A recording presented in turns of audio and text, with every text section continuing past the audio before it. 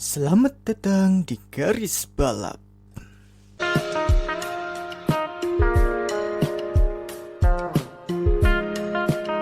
Dan tahun berapa gitu lupa gue ya, dia sempet ada tawaran nih dari tim F1, dari 2 tim F1 malah. Apa aja tuh?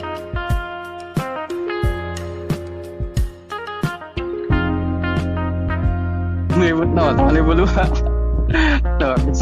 Resultnya tahun 2002 dia juara. Poinnya 72.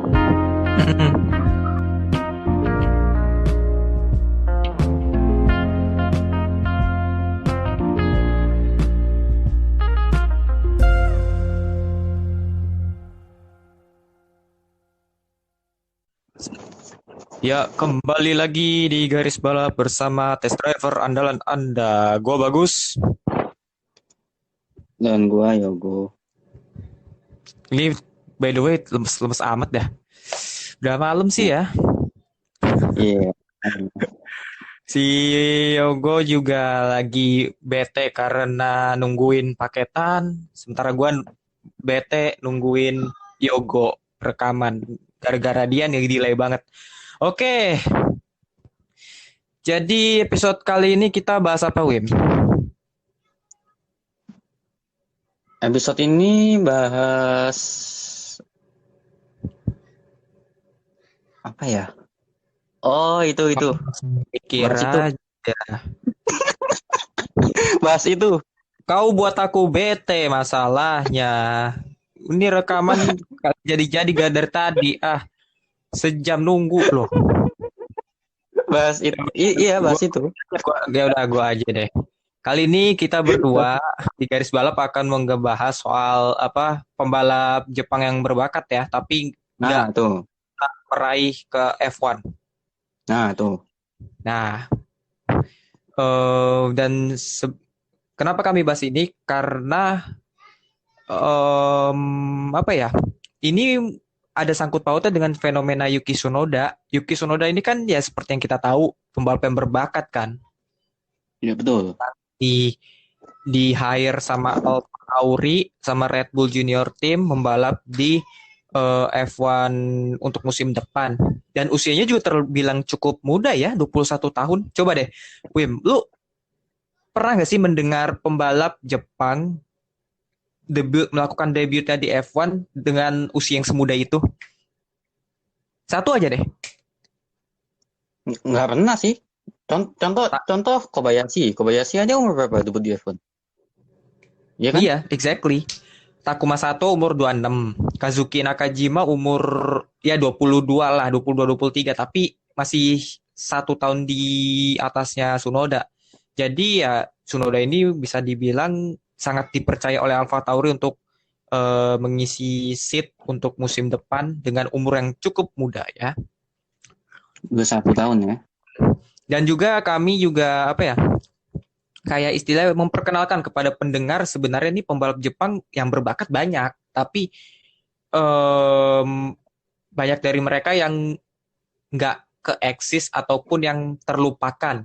Nah, judul episode ini Samurai yang Terlupakan. Kenapa Samurai? Karena kami melihat pembalap Jepang ini ya sebagai pendekar gitu, pendekar Jepang, pendekar sama prajurit Jepang kan samurai kan namanya. Iya. Beda ya, itu bukan senjata, senjatanya namanya katana. Kadang suka sesat pikir nih samurai sama katana nggak tahu. Oke, jadi langsung aja Wim. Ada Oke, siapa aja nih kira-kira? Dan juga ini kita ambil ada beberapa yang kita ambil dari artikelnya formulascout.com. Jadi nanti kita jelaskan aja. Oke, langsung aja. Ada satu pebalap yang nggak ada di artikel ya. Ini nanti kalau mohon maaf nih kalau misalnya kita nyebutinnya nggak rinci atau kurang info. Oh iya, ya. Jelas. Kita juga belajar kok. Langsung aja, Bim, nggak apa-apa. Oke, langsung aja nih. Pokoknya nih gue sebutin dulu nih pebalap siapa aja. Nah, nanti mungkin beberapa penjelasannya nih. Di antaranya tuh ada Keiji Matsumoto, Katsuyori Kuzawa, Yoshi Kazato, Hitoshi Ogawa, Akihiko Nakaya, Yuichi Wakisaka, Satoshi Motoyama, Hey. Sugio Matsuda, Nah, Keisuke. Nah, Keisuke Honda. Salah ya. Keisuke Honda itu pemain bola, Pak. Keisuke Kunimoto. Betul. Iya. Sama siapa lagi? Aduh, gue lupa nih. Ada Toru Takahashi. Ya. Dan juga nanti kami akan menyebut di luar ini, nanti kita akan jemput beberapa pembalap juga yang sebenarnya cukup berbakat juga sih. Ya sama lah, tapi ini di luar dari yang kita sebutin ya. Nanti di akhir mungkin. Betul. Oke, langsung aja Wim. Oke, ini kita mulai dari enaknya mulai dari yang siapa ya? Mungkin Yang- Keiji Matsumoto dulu kali ya. Mending kayak dari awal-awal deh, dari tahun 60-an, 70-an. Setelah perang ini. Mungkin setelah perang. Tetsuya Ikuzawa ya. Tetsuya Ikuzawa tahun 60-an. Ikuzawa itu tahun apa dia sebelum siapa tuh sebelum Matsumoto berarti ya? Ya betul. Oke, nggak apa-apa dah. Tetsuya Ikuzawa. Oke, Ikuzawa. Ya yang gua baca yang gua baca dari kisah-kisahnya si Ikuzawa ini, dia menjadi pembalap Jepang pertama yang membalap full season di Eropa gitu. Yaitu di kompetisi di ajang F3 Inggris tahun 66 kalau tidak salah ya. Dan bahkan dia sempat di-hire sama Frank Williams. Tahu kan Frank Williams? Itu penemu timnya Williams F1 team. Bahkan pernah di-hire sama Frank Williams untuk ikut ajang F3 kalau nggak salah ya. Betul. Di Inggris. Lalu di tahun 70-an ia memulai step up naik kasta ke ajang F2, tapi dia tidak dinaungi oleh sebuah tim, jadi dia kayak ngebuat tim sendiri di ajang Eropa. Di Formula 2 Eropa berarti ya? Ya betul. Dan bahkan dia hampir menaklukkan Clay Regazzoni kalau bisa dibilang ya di Hockenheim. Waduh, Clay Regazzoni Clay Regazzoni itu favorit om gua tuh. Clay Regazzoni favorit om gua tuh. Clay Regazzoni ini bukan pembalap kaleng-kaleng loh. Iya, betul. Cukup beken pada tahun 70-an. Terus juga sebenarnya dia ada peluang sih, cuma ada peluang untuk bisa ke F1, tapi sayangnya ya lagi-lagi duit sih, masalah duit yang membuat dia kurang bisa kayak tim dari F1 tuh minat sama dia. Padahal nih pembalap ya cukup bagus sebenarnya.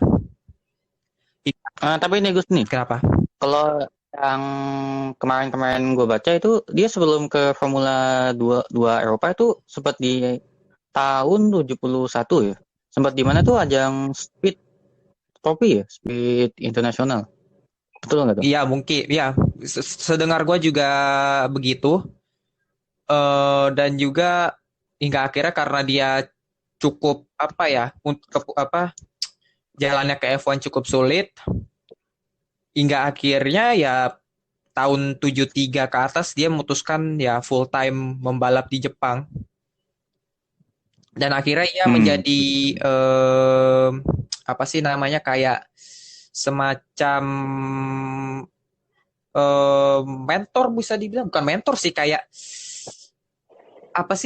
kayak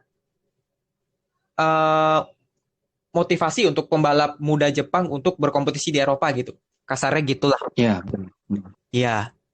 Nah, terus juga setelah Formula 2 Eropa nih di tahun 72. Nah, di 73-nya ini kalau nggak salah dia ke mana tuh? Endurance 24 Hour Le Mans ya? Iya. Dia juga ikut 24 Hour Le Mans bersama tim dari Jepang juga. Kayak itu timnya dia sih. Dia sampai ikut balap Le Mans di tahun 73. Sigma ya? Namanya Sigma Automotive kalau nggak salah ya? Iya, benar. Apa yang gue baca sih. Kita lanjut yang kedua. Nah, siapa nih yang kedua nih enaknya? Ya, gue sebut aja Mungkin sebelum si Hiroshi Kazato ya. Kazato ini yang gue eh, ketahui dia ini juga pembalap yang cukup berbakat dan dia sudah memulai karirnya di usia yang muda itu di luar Jepang loh. Kayak dia di umur 22 tahun aja udah membalap di Amerika di ajang Can-Am Series. Dan pada dan juga sempat membuat publik di sana cukup terkesima dengan penampilan pembalap Jepang yang satu ini. Dan dia ikut F2 Eropa di tahun 72 dan juga sama 73 juga ya. iya betul, dan sempat membalap bersama Niki Lauda juga di F2 dan 72 73 ya kalau nggak salah ya di F2 Eropa itu. Dan akhirnya Kazato di tahun 73 di Hockenheim dia pembalap cukup bagus, posisi 6, dan pada tahun 74 dia dikontrak oleh tim Chevron untuk membalap di F2 musim depan. Di musim 74 itu. Tapi sayangnya betul. Meninggal. Iya. Sebelum ia kan dia pas dikontrak dia kembali ke Jepang.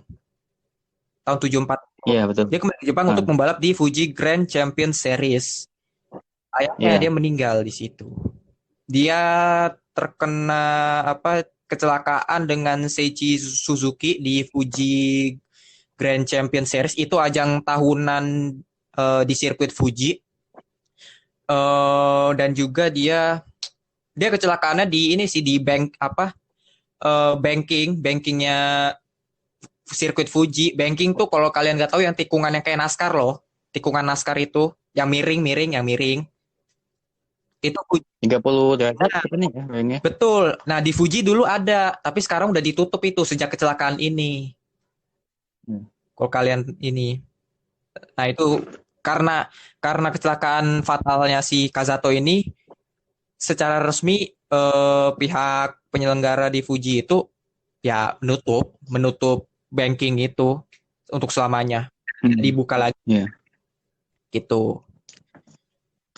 Terus juga Keiji Matsumoto. Bentar, jangan Keiji Matsumoto dulu. Kita mungkin ke yang bawah-bawah dulu ya. Toru Takahashi ini juga pembalap yang kisahnya sama kayak Kazato sih.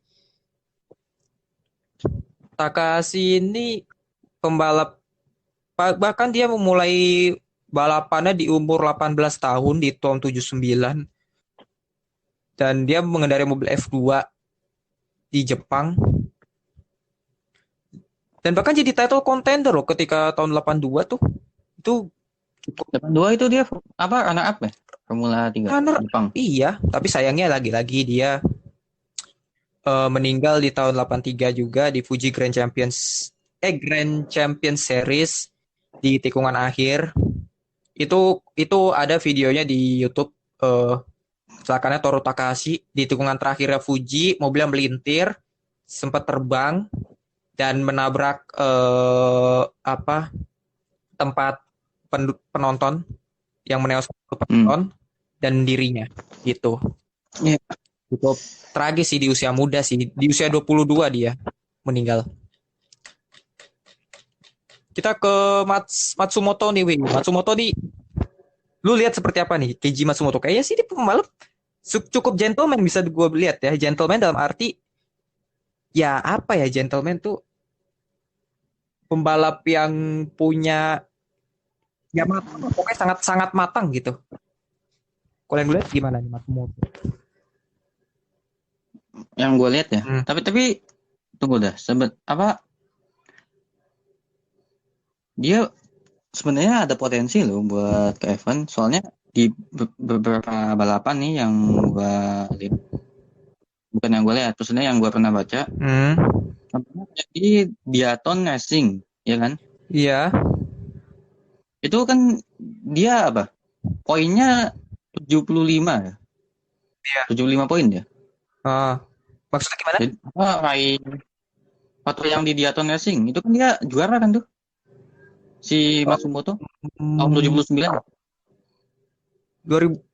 Kok 2009 sih? 79. Oh, 79. Iya, iya, iya, iya. Ya kan? Ya kan? Gue denger Terus 2009. 2009. Tua amat ya membalap. Oke, terlanjut. Terus di tahun 80 juga ya mungkin unlock sih, cuman gak unlock banget lah. Turun ke peringkat 4. Terus di tahun selanjutnya juga dia ajang apa? DHL Tim Le Mans juga peringkat 4. Meraih poin 37 kan. Hmm. Terus juga di tahun berapa nih? 82 ya kalau nggak salah. Iya. Dia di apa tuh juara kedua di tim Le Mans. Oh, Dengan itu pos- ini Super Formula Tim Le Mans nama timnya. Super Formula ya, jangan Super Formula ya. Iya, Formula 2 Ya, apa Formula 3000 betul. lupa namanya. Seperti itu. Iya. Betul. Ya itu Emang nama apa kalau yang gue simpulin ya ini pebalap apa ya seharusnya sepantasnya kayak gitu loh. Sepantasnya ya. iya. Tapi sayangnya dia apa ya? Dia tuh sebenarnya dia cukup apa ya? Cukup ini ibaratnya sih di Jepang nih dia diplot sebagai Nigel Mansell atau enggak Nelson Piquet sih. Dia mirip-mirip itu karakternya. Mirip Nelson Piquet ya. Dan iya mirip-mirip Nigel Mansell atau Nelson Piquet kala itu. Dan eh, dan dia terkenal dengan gaya balapnya yang cukup smooth dan kadang juga agak pas juga. Cuman memang waktu di tahun 90 di Formula 3000 Japan Championship itu emang dia kalau menurut gue sih hasilnya agak kurang memuaskan ya. Dia di posisi berapa? Ya dia juga udah tua. Iya, Dia juga itu udah tua, Pak. iya. Posisi 25. Iya, dia nih F2 atau F2 Jepang sejati sih ini. Dari tahun 76 sampai tahun 92 dia selalu membalap di Jepang. Dan dia termasuk apa sih namanya? Pesaing utamanya Kazuyoshi Hoshino ya. Kazuyoshi Hoshino pembalap cukup legend juga di Jepang dan dia juga pernah di F1 si Hoshino ini ya. Nah, Matsumoto ini gue pernah lihat sih ya pernah lihat di YouTube kecelakaannya dia 2 kali. Yang pertama Fuji Grand Champion Series di tahun 81 ketika di free practice 81 apa 83 gitu. Enggak 81 ketika dia lagi mimpin balap menuju tikungan pertamanya Fuji, dia melintir terus mobilnya agak terbang terus terbalik tapi dia selamat. Lalu 2 tahun kemudian kecelakaannya lebih parah. Mobilnya sampai apa ya? Kalau yang tahun yang 81 ini cukup parah, kalau yang tahun 83 lebih parah. Tahun 83 di sesi latihan ya. Di sesi latihan dia di tikungan berapa gitu di Fuji, mobilnya melintir cukup kenceng, menabrak tembok pembatas dan mobilnya terlempar keluar tembok pembatas dan dia selamat. Ajaibnya. Itu gue pernah lihat di YouTube gitu. Tapi tahun 83 itu di Fuji Grand Championship itu dia berhasil memenangkan balapan itu. Meskipun di sesi latihannya agak apes sih. Apes tapi beruntung juga gitu. Dan dia ini salah satu brand, istilahnya brand ambasadornya pabrikan rokok asal Jepang, Kabin namanya. Dan sejak saat dia diangkat jadi brand ambasadornya pabrik rokok ini dan juga dia terkenal perokok, jadi dia di hometownnya dibilang cukup superstar sih. Dan sebenarnya dengan sponsor ini dia bisa untuk ke F1, tapi sayangnya dia terlalu tua. Bayangin aja Satoru Nakajima debut di F1 di umur 34. Yeah. Satoru Nakajima Sementara Matsumoto di tahun ketika Nakajima memulai debutnya di F1, Matsumoto udah 38. 38 ya. Tua banget gitu loh. Jadi ya ini pembalap tapi bagus. Pembalap bagus. Dan dia jadi mentornya 3 pembalap Jepang ya. Siapa itu? Pertama pembalap F1 Shinji Nakano. Bukan Shinya Nakano ya. Iya. Shinji Nakano. Ya, dia membalap di Ligier. Terus yang kedua ada Juichi Wakisaka. Ini legendnya Super GT juga. Terus yang ketiga ada Ryo Michigami. Ya. Ya, Juichi Wakisaka. Kita sih nyebutin namanya. Tapi gue tahu pembalapnya, tahu. Ryo Michigami. Dan dia meninggal dan Matsumoto meninggal di 2015, tahun ya? 2015 cancer ya. Karena liver ya. Penyakit liver bukan cancer, sorry. Penyakit apa? Pokoknya sakit ya terus. Iya, sakit tua lah. Terus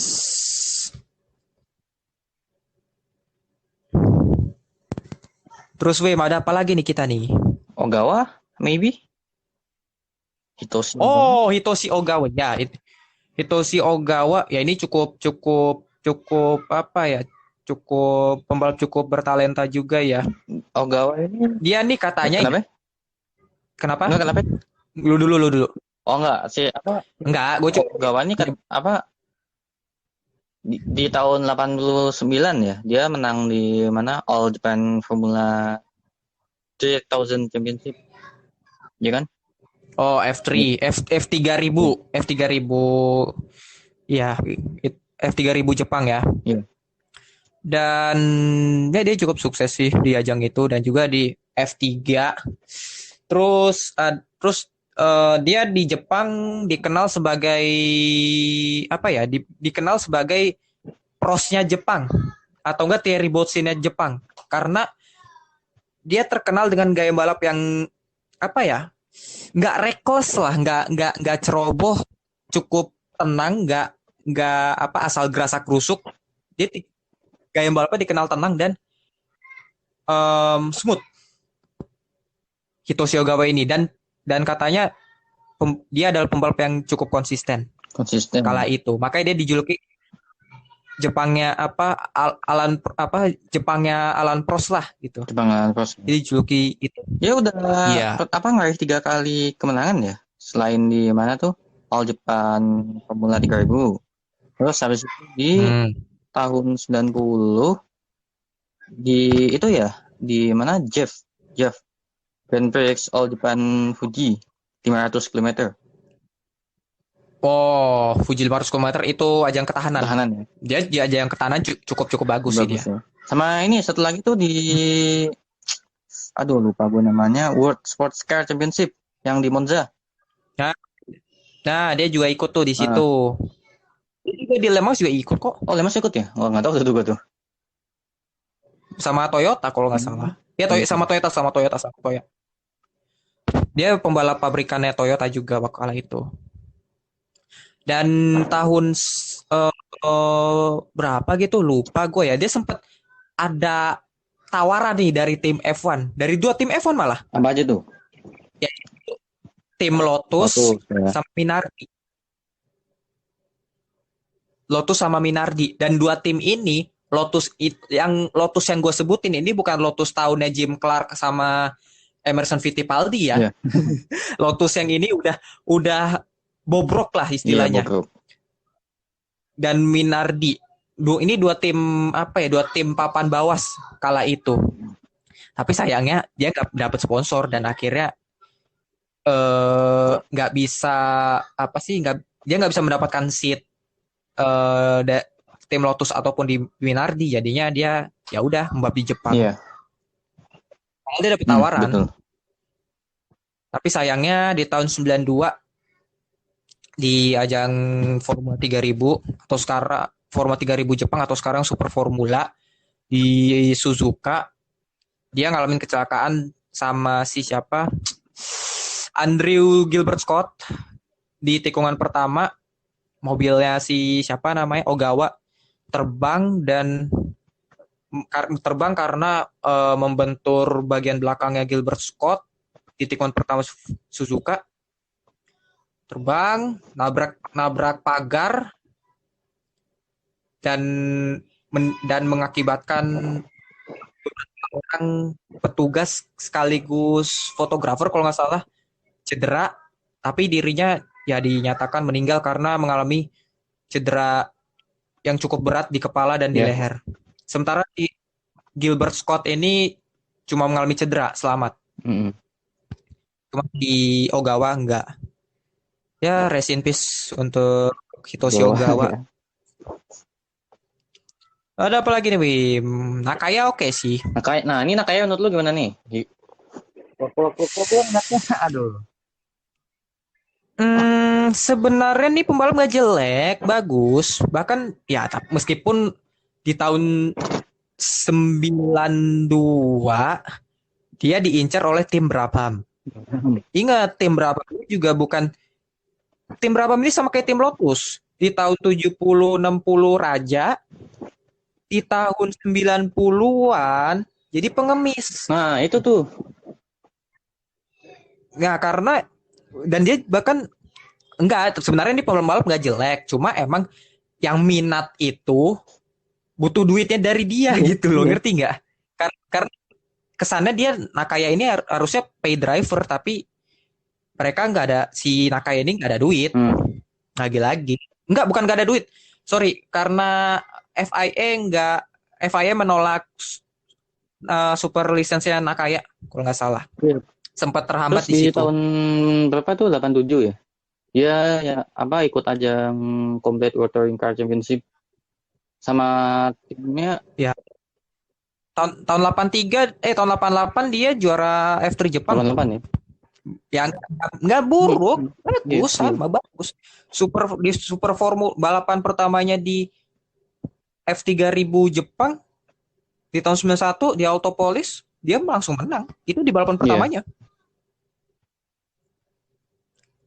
Dan ya dia sempat dihubungkan sama Brabham dan berpartner dengan Eric Van de Poel, tapi sayangnya dia terhalang, super lisensinya ditolak sama FIA. Yang akhirnya tim Brabham ini akhirnya memilih Giovanna Amati. Ya. Iya, sebenarnya ini yang Giovanna Amati ini tempatin bukan kursinya Amati orang ya, bukan Amati ngamat ya. Sebenarnya ini bukan kursinya Amati, tapi kursinya si Nakaya, tapi Nakaya keganjel super lisensi situ. Gitu. Betul. Ya. Dan sekarang dia kerja sebagai full time automotive jurnalis, sebagai review car. Ya anggapnya ini kayak apa ya? Kalau di Indonesia tuh Fitra Eri lah. Fitra Eri dia pembalap sekaligus sekarang jurnalis. Dan selanjutnya Wakisaka. Enggak, sorry, bentar. Gua ada siapa tuh? Pembalap tambahan. Dan ini sesuai. Ini pembalap yang sempat dipotensikan sebagai pembalap yang akan sangat akan menjadi pembalap bintang, tapi sayangnya meninggal cukup awal. Namanya Shingo Tachi. Boleh di search. Shingo Tachi ini dia merupakan anak dari pemilik TRD kalau nggak salah. Pemilik dari pemilik dari Toms. Toms ini merupakan divisi tunernya Toyota. Jadi bukan divisi tuner sih, tapi divisi motorsportnya Toyota lah. Nah, si Tachi ini adalah anaknya penemu tim divisi motorsportnya Toyota. Dia lahir tahun 75, pernah membalap di Eropa juga, di F3 Inggris dia juga ikut. Bahkan dia finish di peringkat 2 di kategori kelas B sih, tapi still good gitu loh. Lalu dia kembali ke Jepang di tahun 97 dan 98.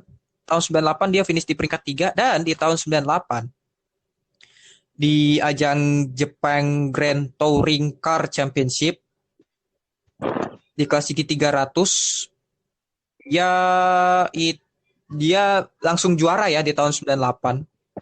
Tapi sayangnya di tahun 99 sebelum musim Jepang Grand Touring Car Championship dia meninggal karena tes. Karena lagi tes di sirkuit Okayama, dia kayaknya ngalami masalah rem sih. Menuju tikungan pertama nggak bisa berhenti, nabrak tembok, dan diketahui dia cedera dada. Ya, dan umurnya masih muda, 24 tahun, 22-24 tahun kok nggak salah. Berarti kecelakaannya itu dan tragis, bisa dibilang tragis dong ya? Cukup, karena nih pembalap sempat diplot sebagai pembalap superstar Jepang. Siapa tadi? Udah benar-benar Shingo Tachi. Tachinya Shingo pakai H, SH. TACHI. Itu pembalap cukup bagus sih. Meskipun gue nggak pernah melihat dia membalap, tapi kalau lihat dari track recordnya dia, wah nih bagus sih pembalap nih. Paling nggak kalau misalnya Doi masih hidup ya, untuk membalap di Toyota, kan tahun 2002 Toyota ke F1 kan ya, bukan nggak mungkin loh kalau misalnya dia masih hidup, dia bisa aja membalap di Toyota di F1 gitu. Oke, kita langsung ke siapa nih, Wim? Selanjutnya nih. Oh, Yuji Wakisaka. Nah, ini Waki ini kenapa? Waki ini lumayan nih. Dia di ajang Super GT Result. Ya, di ajang Super GT Result di tahun 2002. Super GT, bukan Super GT Result. Result tuh hasil. Super GT. Astaga, Super GT. Kelihatan ada tuh ini, buka Wikipedia. Buka, Pak. Tadi saya laptop masih dicas. Ya ampun. Ya udah lagi. Kenapa Wakisaka? Ada apa dengan Wakisaka? Apa ini? Ajang Super GT. Iya. Iya. Jangan resultnya jangan dibaca. Iya. Tahun 2002. Resultnya tahun 2002 dia juara, poinnya 75. Iya. Dia membalap ini ya, di Toyota ya kala itu ya. Toyota ya, masih Toyota ya. Nih Toyota di sana nih. Mobilnya Toyota Supra. Oke, Toyota. Bukan Honda Supra. Honda Supra ya. Revo. Kagak kan. Revo lagi. Honda Beat Ntar orang-orang ngiranya Supra tuh Honda Supra lagi. Iya. Tapi yang tahu apa mobil Jepang tahu lah. Lanjut. Dia kan nih di 2002 terus juga 2006 nih. Cuman kalau 2006 dia timnya ganti nih dari Toyota tim Toms. Mobilnya Lexus SC430. Ya satu induk lah. Toyota sama Lexus ini satu induk, satu kepemilikan kok. Sama kayak ibarat Renault sama Nissan, itu satu pemilik. Dia mengawali karirnya bersama tim Mugen Honda ya. Dan dia cukup sukses di ajang Super GT di kelas GT 500. Wakisaka ini berhasil menjadi juara F3 Jepang tahun 96, dan di tahun 97 dia di hire oleh tim Dom Racing sebagai pembalap mereka di ajang Formula 3000. Dan lu tahu nggak di tim Dom Racing saat itu kepala timnya siapa? Keiji Matsumoto. Kan kita udah bilang di Keiji Matsumoto. Iya, Matsumoto ini mentornya dari mentornya dari Shinji Nakano, Yuji Wakisaka sama Ryo Michigami. Nah, ini Matsumoto sebagai kepala timnya Dom Racing, dia megang Wakisaka saat itu. Dan di tahun 96 tim Dom ini sempat diproyeksikan untuk masuk F1. Tapi sayangnya gagal. Tapi sayangnya Gagal. tim Dom ini gagal. Gagal total. Nggak bisa masuk ke F1. Dan akhirnya Wakisaka ini sempat menjadi pembalap tesnya tim Jordan loh tahun 98. Yang kala itu pembalapnya Damon Hill sama Pedro de la Rosa. Tapi sayangnya dia nggak bisa masuk ke squad utama tim Jordan.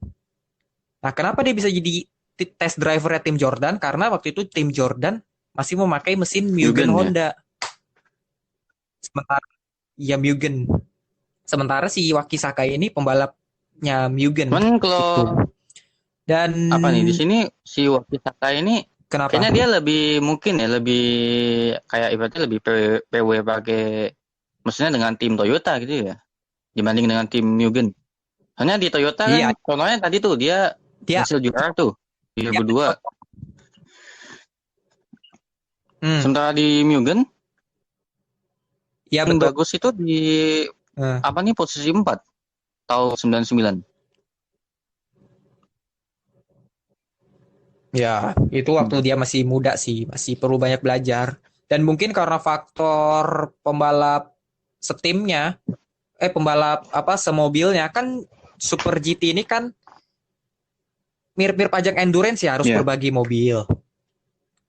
Di tahun 2002 dia juara Super GT 3 kali ya. Dan sekarang dia menjadi kepala tim dari salah satu tim Super GT, yaitu tim Le Mans. Iya. Dan dia sampai sekarang ya sebagai masih sangkut pautnya dengan tim Toyota lah. Oke, berikutnya ada siapa nih, Wim? Kayaknya selanjutnya ini pembalap favorit gua nih kayaknya. Siapa? Motoyama.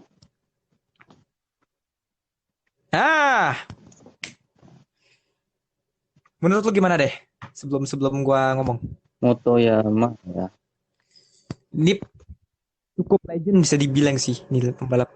Meskipun nggak bisa membalap di luar Jepang, tapi menurut gue dia legend sih. Kenapa?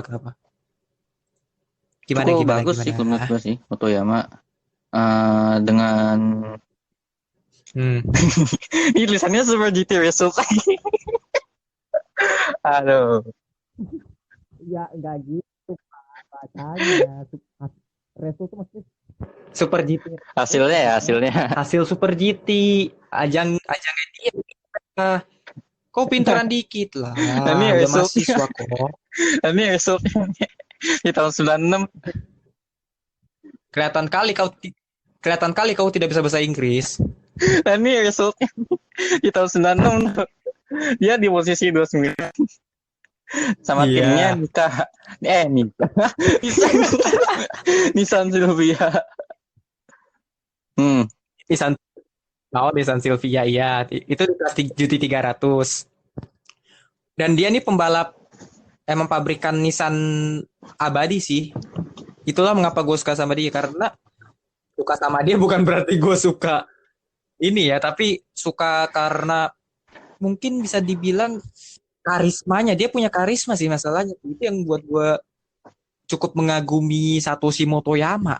Dia juara, kalau tidak salah juara Super GT itu 3 kali, sama kayak Yuji Wakisaka. Dan di Super Formula dia juara 4 kali. 4 kali, ya di tahun 98, 2001, 2003 sama 2005. Tapi di tahun gue inget nih 2003 nih dia bagus nih. Dia iya. Di tahun 2003 tuh dia sempet ini apa sih ngetes mobil Renault. 2003. Mobilnya apa nih? Nissan Skyline. Tahun 2003. Kalau nggak salah. Enggak. Tahun tahun 2003 dia sempat sempat ngetes mobil F1 bersama Renault.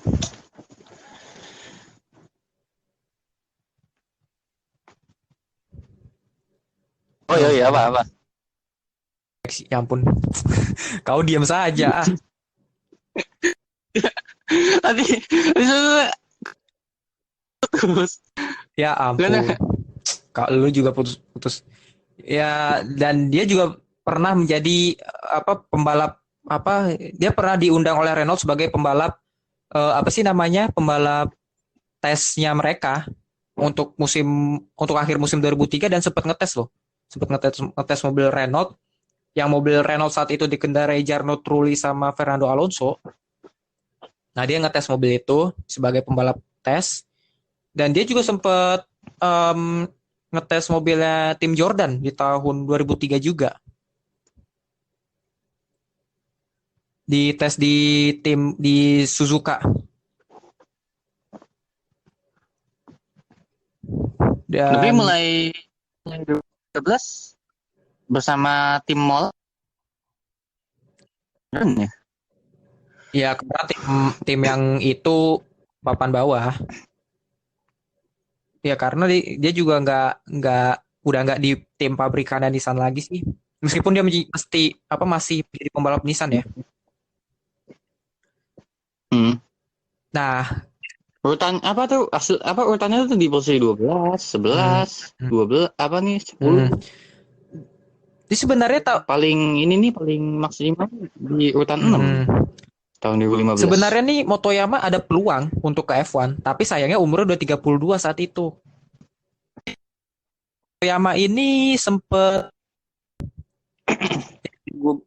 dan Motoyama ini sebenarnya Motoyama ini kalau lu perlu tahu, dia hampir bisa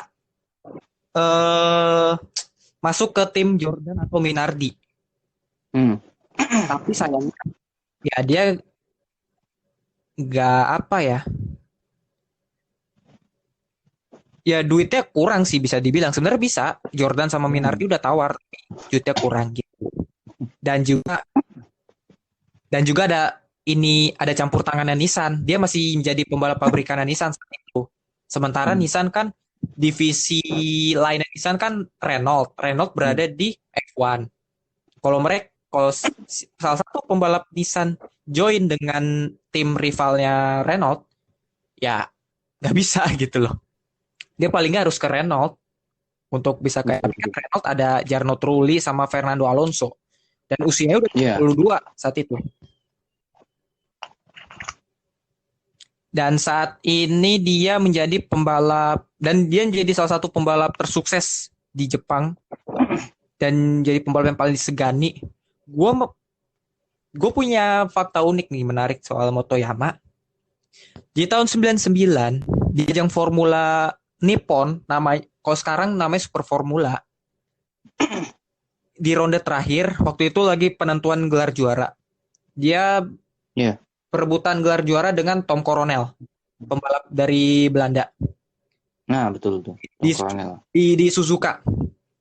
Nah, pada saat start dia kalau nggak salah start dari urutan 3, kalau nggak salah 3 atau 4 gitu, lupa deh. Pokoknya di barisan kedua si Motoyama. Di Coronel ini start di posisi 2.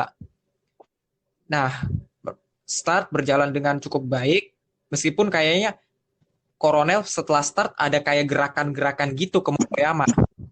Hingga akhirnya masuk tikungan pertama, Motoyama berhasil mendahului Coronel. Coronel nabrakin tuh. Ya. Coronel nabrak Motoyama. Iya, kayak inilah. Kayak Alan Prost sama Ayrton Senna tahun 90. Mirip banget itu. Itu jadi ya momen kayak Prost sama Senna lah gitu. Wah, itu bener-bener kalau Motoyama nggak out bisa tuh juara, tapi akhirnya gelar juara jatuh ke tangan Tom Coronel gitu. Sekarang dia menjadi pembalap. Sekarang udah nggak jadi pembalap sih. Dia sekarang jadi pembalap penasihat eksekutifnya tim Nismo, itu divisi motorsportnya Nissan, dan dia punya tim namanya tim BMX di Super Formula gitu. Iya, betul. Kayaknya gua mulu yang ngomong, coba dong lu dong. Batuk tadi. Batuk ya gara-gara lu ketawa tadi. Ya, gagal result ya. Iya. Selanjutnya siapa nih, Bim? Tadi yang Sugio Masuda udah ya? Belum. Oh iya, Sugio belum ya? Matsuda. Belum. Selanjutnya ada Sugio Belum. Matsuda. Menurut lu gimana nih Sugio Matsuda? Matsuda, menurut gua sih, Sorry, Matsuda juga pembalap favorit gua, tapi gua minta pendapat lu apa? nah ini di ajang Super Formula result. Gak usah dibacain resultnya. Maksudnya kata resultnya gak usah dibaca, Super Formula aja. Super Formula ya. Ini Nah, lama-lama cek juga candaan kita ini.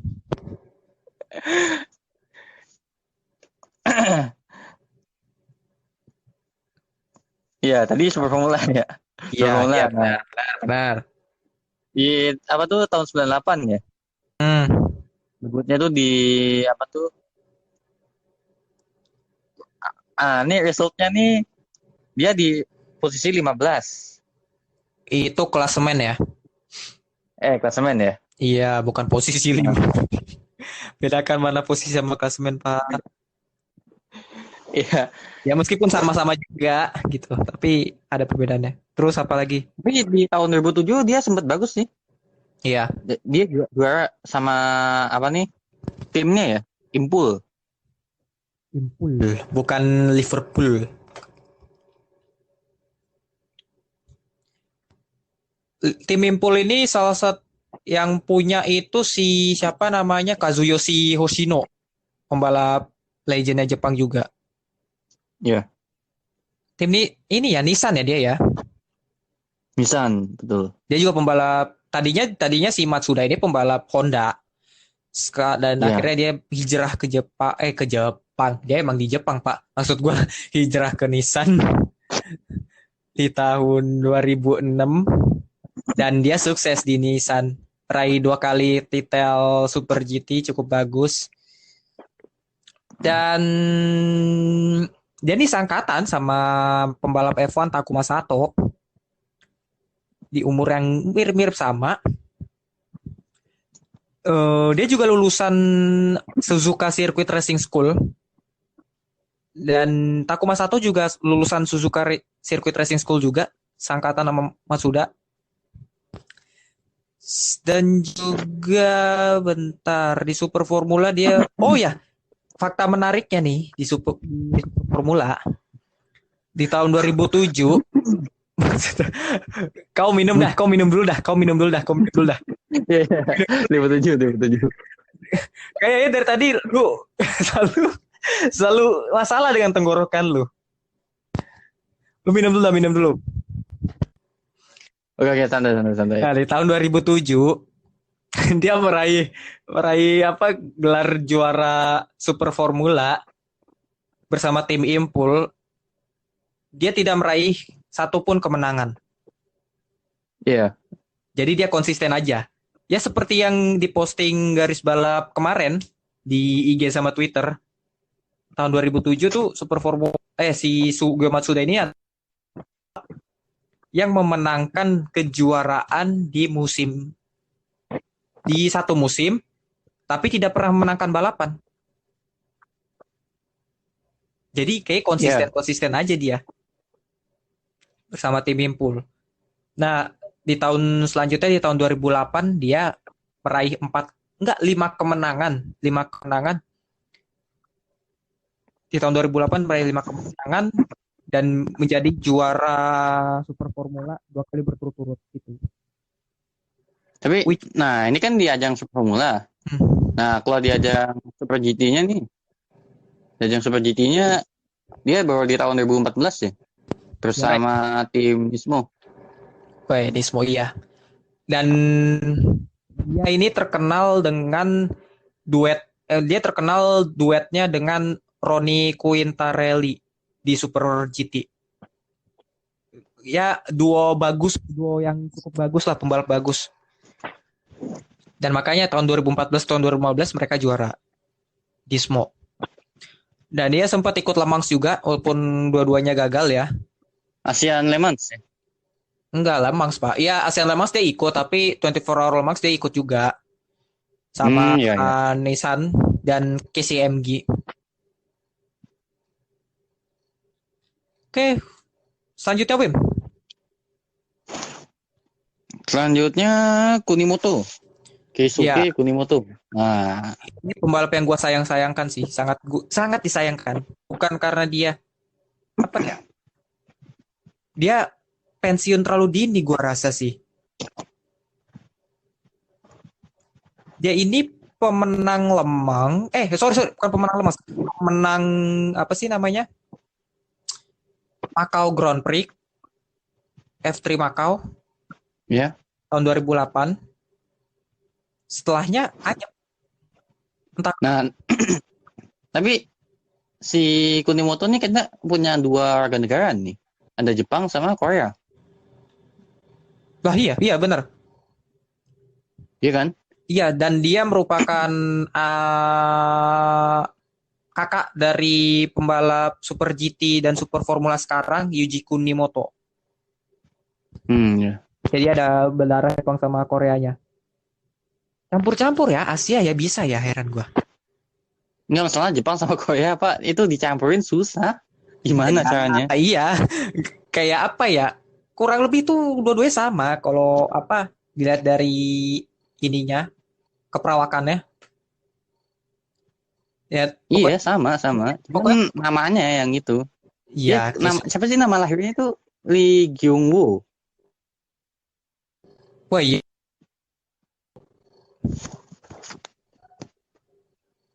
Dan ya dia punya dua lisensi, Korea Selatan sama Jepang. Iya. Tapi sayangnya setelah Macau Grand Prix udah kelar. Gak tahu kemana tuh, hilang udah. Pak, benar-benar pensiun.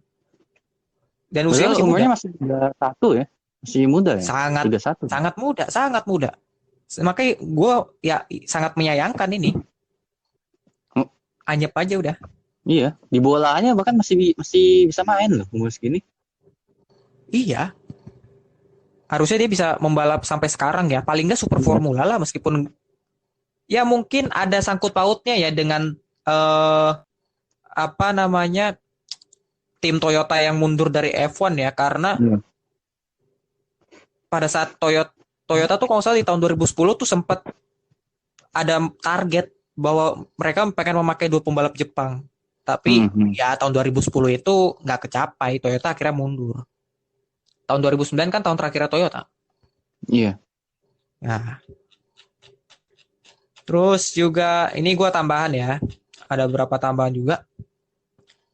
Ada ya singkat aja sih, jangan lama-lama. Ada Ryo Michigami, pembalap seangkatannya Juichi Wakisaka juga, dia pembalap bagus. Terus siapa lagi? Kentaya Mashita ini pembalap sekarang masih muda, tapi kayaknya dia nggak akan ke F1 karena dia berada di bawah naungannya Toyota. Terus yang ketiga ada So Suboi, pembalap Toyota juga, dan kayaknya susah untuk ke F1 sih. Siapa Boboiboy?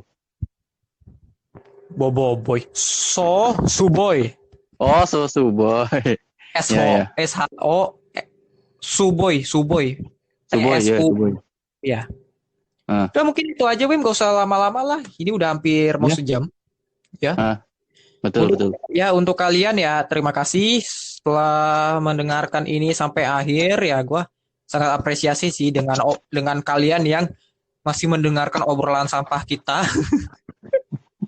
Obrolan enggak sih, sebenarnya berguna, cuma ya kalau kalian yang paham dengan omongan kita dan nggak langsung nggak langsung berhenti mendengarkan ini, ya kalian keren sih. Iya, betul. Kita semua masih belajar untuk nyampeinnya benar gimana. Wim juga masih belajar, gue masih belajar. Tapi ya kita suka aja sih ya melakukan ini karena ini menyangkut olahraga kesukaan kita yaitu motorsport. Tuh. Betul. Ya, jadi mungkin itu aja dari gua ya. Pembahasan selanjutnya, bentar. Pembahasan selanjutnya jangan dikasih tahu deh. Oke lah. Biar rahasia aja ya. Rahasia.